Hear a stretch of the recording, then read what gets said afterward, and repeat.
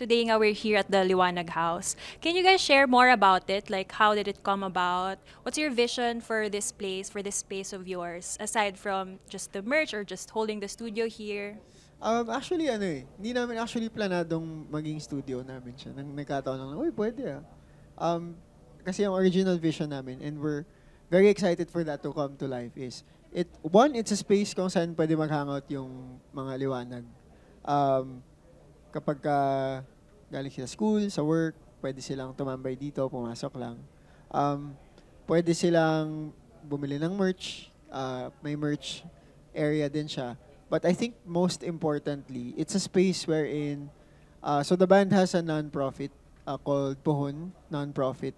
And marami kaming mga projects na gustong gawin related doon sa non-profit and sa mga advocacies namin.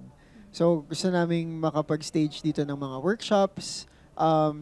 Yung iba sa music, yung iba hindi lang sa music. Kasi feeling namin through these kinds of activities, makakapag ano talaga kami, makakapag gawa ng mga concrete steps towards the advocacies that we support and that we believe in dito sa space na to. So, madami. At saka syempre, masaya din dito mag-intimate show, ano, kasya dito 200 people. Hindi, joke lang. Mga 20 lang. Siksikan, di pala, joke lang yan. Yan. Basta ano siya, it's a space for our community. We envision that to be, we envision this to be a space for our community.